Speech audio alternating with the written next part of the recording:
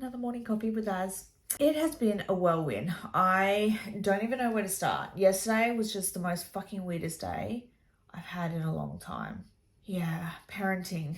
It's not easy having a teenage boy, that's for sure. It's really weird because where I was actually in an office, I don't think I would handle life, and I don't know if anyone else feels this way, but I'm just thinking of like the burnout, being drained, having to talk to people all day long in an office setting is just not fun for me. And I don't know. And then to come home after a commute and parent your children or even just simply spend time with your kids, it's just not a vibe for me. And this is probably why I haven't done it in many, many, many years. But I've been working from home in a corporate setting for, I don't know, like 5 years or something like that. So it's been a while since I've been like a full-time office chick in corporate, doing all the things, like working a shit ton of hours. It's been a long time. Yesterday was a really interesting day. I'm not going to go into the specifics of parenting because everyone's parenting is very different. But essentially, there's a moral dilemma that my child is having, and thankfully I have the mental capacity to deal with these things, because I feel like if I was stuck in an office, I would not be dealing with these things as well as what I do.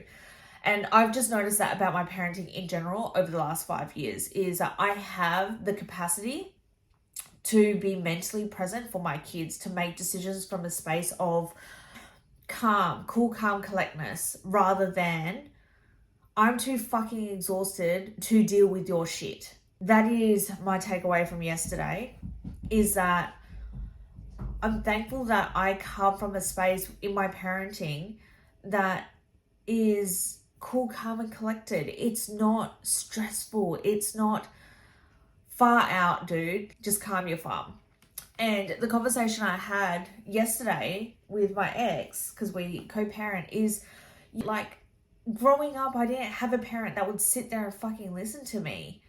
I had absent parents who worked all the time and they were burnt out. And I honestly feel like this is the reason why I do what I do and why I've worked so hard to get myself in a place that isn't burnt out, that isn't like working 24/7 just to put a roof over our heads. That's not my vibe. And seeing my parents go through that, and their parents and their parents and their parents, I was just like, fuck no, I am not doing that with my kids. And when my kids were little, maybe yes, I had to do the hard yards in order to find what fit, right? Because sometimes we don't know what's going to fit.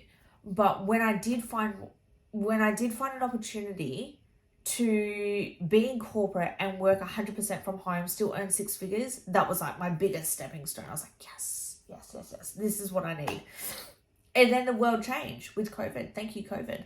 And we spent a bit of time at home, and I realized that I don't love my job. It doesn't bring me joy. What's the next step? Find something that brings me joy, right? And that led me onto a healing journey where I did a lot of like breath work and all that sort of stuff. And it opened my mind to the fact that you can live your life purposefully and still make an income. And as time went on and I went through this healing journey, I realized more and more that we need better finances, we need more time, we need more this, we need more that. And that led us up to where we are now.